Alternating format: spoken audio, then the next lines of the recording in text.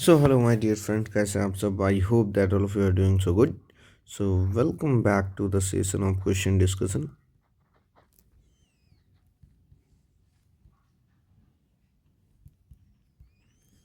And as we know, we are discussing the question of circles. So this is our question number 11. Question कुछ ऐसा बेटा, मान लेते हैं टू कॉन्सेंट्रिक सर्कल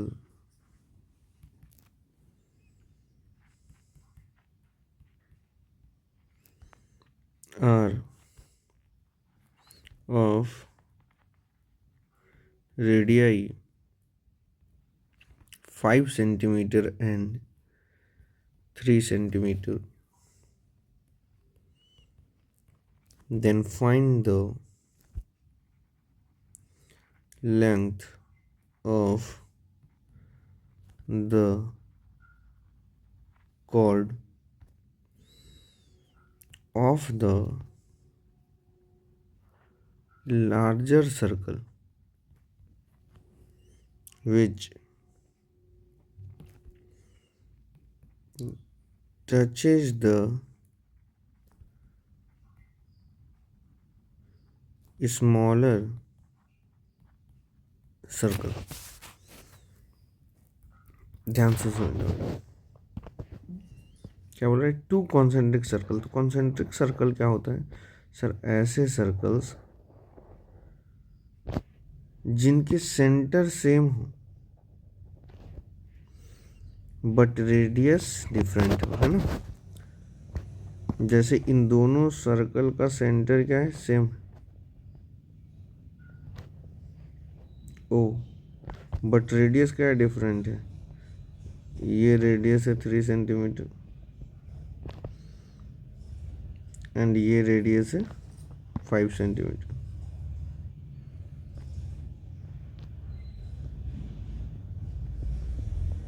ठीक है, यहाँ तक तो समझ में आ गया सर। अब बोलो find the length of the chord. एक कॉर्ड का लेंथ फाइंड आउट करना है of the larger circle. Larger circle के लिए कॉर्ड होना चाहिए। अब लार्जर सर्कल में कॉर्ड ऐसा भी हो सकता है, ऐसा भी हो सकता है और ऐसा भी हो सकता है। तो किस कॉर्ड की बात हो रही है? विच टचेस द स्मॉलर सर्कल, जो स्मॉलर सर्कल को बस टच करता हो। तो देखो, ये वाला तो ना टच करता है ना इंटरसेक्ट करता है, तो इस कॉर्ड की बात नहीं हो रही, तो हटा देते हैं। हटा दिए सर इस कॉर्ड की बात भी नहीं हो रही, क्योंकि इस स्मॉलर सर्कल को दो जगह देखिए कट कर इंटरसेक्ट करता है, तो ये भी नहीं हो रहा है सर, तो इसको भी हटा देते हैं। अब सर एक कॉर्ड है जो बस सर इस छोटे वाले सर्कल को एक जगह पे टच कर रही है, करेक्ट? यस सर, तो इसी का लेंथ पूछा जा रहा है। तो मान लेते हैं ये पॉइंट क्या है? पी। ठीक है, ठीक है सर। मान लेते हैं ए बी एक कॉर्ड था, ए और बी, तो ए बी का लेंथ पूछा जा रहा है। ठीक है सर, समझ में आया बेटा क्वेश्चन? Yes sir. देखिए अब हम क्या कर रहे हैं, क्या कर रहे हैं सर?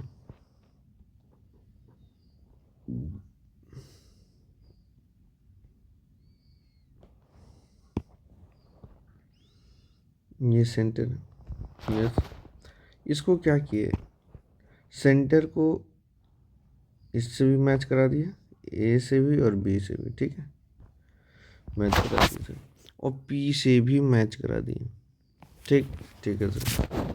अब ध्यान से देखिए, ओ ए, ये पूरा डिस्टेंस क्या हो जाएगा sir? Radius of the largest circle हो जाएगा। तो radius of the largest circle sir 5 है, यानी इसकी वैल्यू आ गई 5। वही की वैल्यू कितनी आ गई? 5 सेंटीमीटर। ओ बी भी क्या है sir? Sir radius of the largest circle है, यानी ओ बी की वैल्यू भी हो गई 5, करेक्ट सर। ओपी क्या है? OP is the radius of smaller circle, क्या ये रेडियस है स्मॉलर सर्कल का? Yes sir. तो ओपी की वैल्यू हो गई, स्मॉलर सर्कल का रेडियस 3 सेंटीमीटर, तो ओपी की वैल्यू हो गई सर 3 सेंटीमीटर। ठीक है बेटा। अब जानते हैं हम, अब एक सेकंड के लिए हम ये भूल जाते हैं कि ये सर्कल है स्मॉल, तो क्या हम समझ रहे हैं कि ये जो लाइन है, ये लाइन सेंटर से आ रही है, और हम जानते हैं सेंटर से आने वाली लाइन है ना, सेंटर से आ रही है। यस सर, सेंटर से आ रही है। अब देखो इस स्मॉलर सर्कल को ध्यान से देखोगे तो ये रेडियस और ये टेंजेंट, और रेडियस और टेंजेंट के बीच का एंगल होता है सर 90 डिग्री। यानी सर आप बोल रहे हैं कि ये जो एंगल है सर 90 डिग्री हो जाएगा। यस बेटा।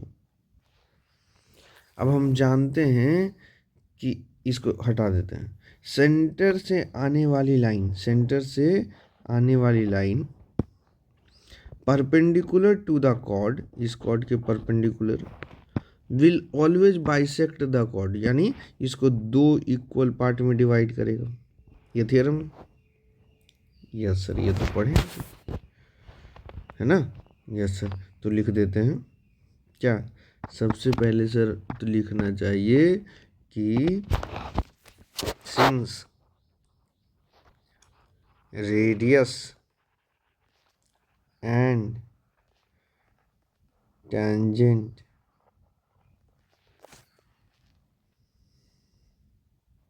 are perpendicular to each other, है ना, perpendicular to each other, दोनों आपस में क्या होता है सर, परपेंडिकुलर होता है। therefore क्या हो गया, OP is perpendicular to AB, ये टेंजेंट का नाम क्या है, AB। ठीक है sir.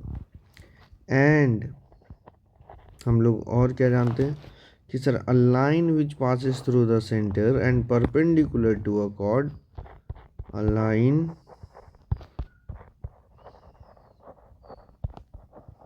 passing through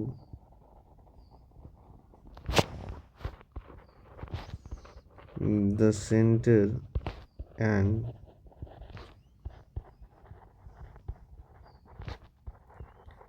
perpendicular to a chord, comma bisect, bisect का मतलब दो इक्वल पार्ट में डिवाइड करना, बाइसेक्ट द कॉर्ड। और जैसे हम ये बोले, यानी हम बोल रहे हैं कि ये दोनों की वैल्यू इक्वल होगी, यानी sir B P is equal to A P. Correct sir. अब ध्यान से देखो बेटा, in triangle O P B right angle triangle है। Yes sir.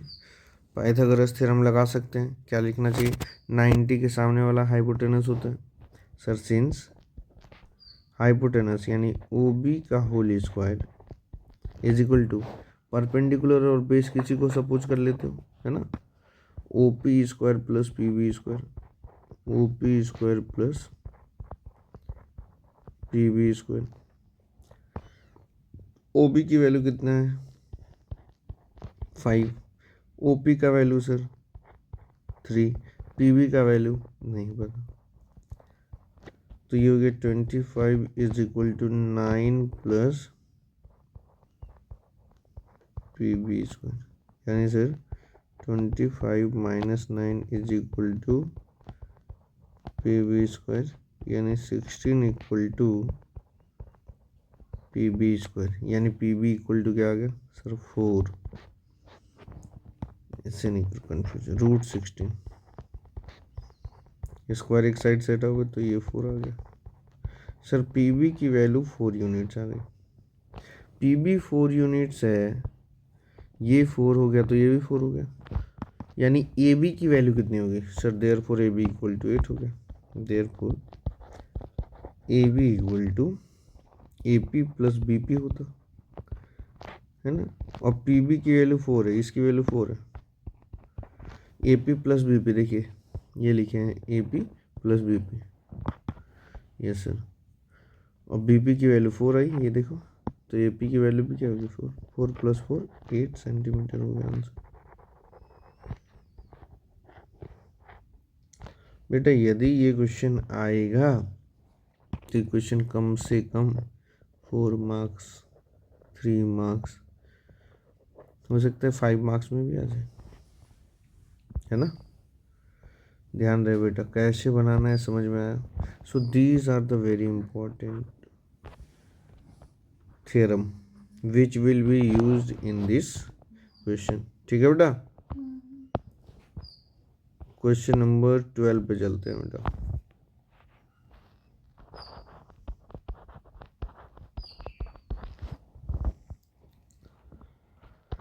मान लेते हैं ऐसा क्वेश्चन आ जाता है, prove that the angle between the two tangents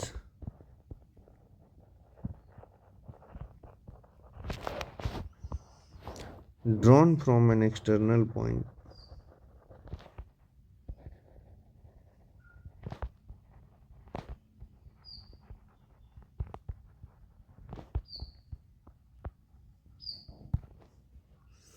to a circle is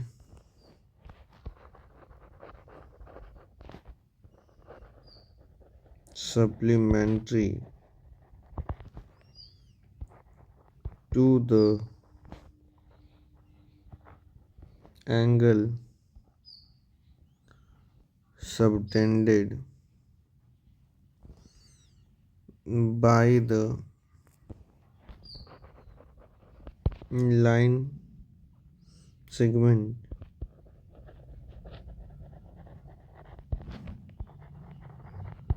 joining the point of contact at the center। देखिए question कितना अच्छा लिखा हुआ है। क्वेश्चन बोल रहा है prove that the angle between the two tangent, यानी एक सर्कल होगा, इस पे कहीं drawn from an external point, एक एक्सटर्नल पॉइंट होगा पी, और ये सर्कल है तो इसका एक सेंटर होगा और इसका रेडियस भी होगा, करेक्ट सर। पी पॉइंट से दो टेंजेंट ड्रॉ किया गया, एक ए पी है मान लेते हैं और दूसरा बी पी है, ठीक है। तो the angle between the two tangent, दोनों टेंजेंट के बीच का एंगल, ये वाला angle, from an external point to a circle is supplementary, यानी सप्लीमेंट्री का मतलब होता है जब दो एंगल का सम 180 हो जाए, किसके, to the angle subtended by the line segment joining the point of contact at the centre, यानी ये है पॉइंट ऑफ कांटेक्ट, ये है पॉइंट ऑफ कांटेक्ट, इन दोनों को जब हम सेंटर से ऐसे मिला देंगे तो ये दूसरा एंगल बन गया।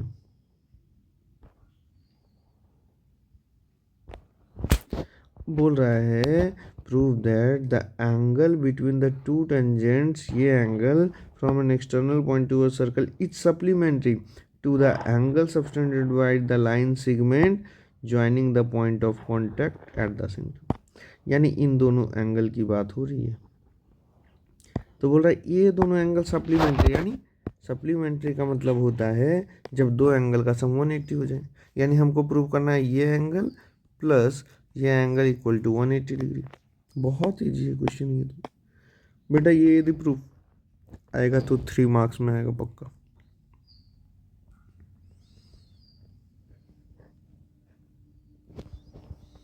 कैसे बनाएंगे सर, प्रूफ करना है तो सबसे पहले गिवन लिखेंगे, गिवन में सबसे पहले लिखेंगे sir P A and P B are tangents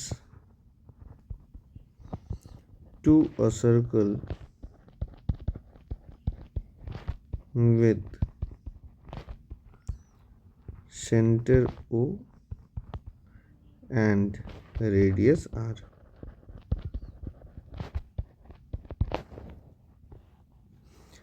अब प्रूफ क्या करना है सर? टू प्रूव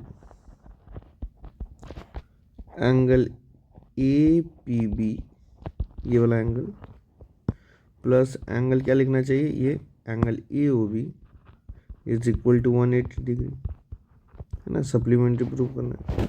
अब हम लोग चलते हैं प्रूफ वाले पार्ट पे।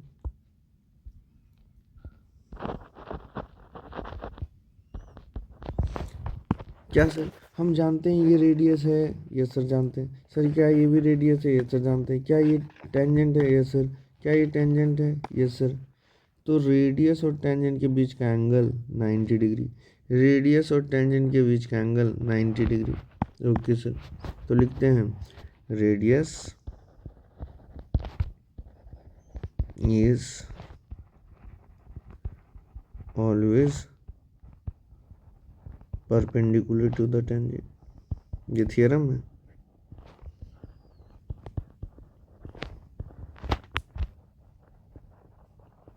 यानी therefore angle O A P is equal to ये O A P and angle O B P, ये ओ बी पी दोनों इक्वल हो गए क्योंकि दोनों की वैल्यू 90 डिग्री है ना। अब देखो since in A O B P quadrilateral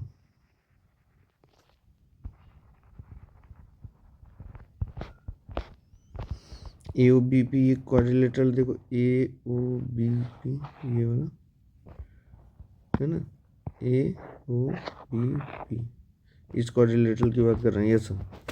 यानी सर ये भी आप बोले कि 90 हो गया। यस बेटा। ये भी बोले कि 90 हो गया। यस बेटा। तो इसका सम कितना होना चाहिए सर? 360 होना चाहिए। Since angle O A P plus O A P का मतलब ये वाला एंगल हो गया, इसको लिखेंगे ए ओ बी प्लस इसको लिखेंगे ओ बी पी प्लस इसको लिखेंगे A P B is equal to 360 होना चाहिए। क्यों सर? क्योंकि sir angle sum property of a quadrilateral ये होता है कि चारों एंगल का सम कितना हो जाए? 360 हो जाए। अब रख देते हैं value. Angle O A P की वैल्यू कितनी है? देखो 90 plus angle A O B नहीं पता plus angle O B P की value 90 plus angle A P B नहीं पता इक्वल टू 360 डिग्री। यानी sir angle A O B plus angle A P B equal to क्या गया sir? बहुत easy, 360 minus 90 और माइनस 90, यानी वैल्यू आ गया सर 360 डिग्री माइनस 180 डिग्री, यानी वैल्यू 180 आ गया। यानी sir angle A O B plus angle A P B की वैल्यू आ गई 180। क्या हमको यही प्रूफ करना था? ध्यान से देखिए यहाँ। Yes sir. तो हेंस लिख देंगे, hence angle A P B plus angle A O B is equal to 180 degree. Proof हो गया। बात समझे कि नहीं बेटा? ये क्वेश्चन आएगा तो बेटा 3 नंबर में आएगा, ध्यान से समझ लो। पहले गिवन लिखना है, टू प्रूफ लिखना है, फिर प्रूफ में बस दो,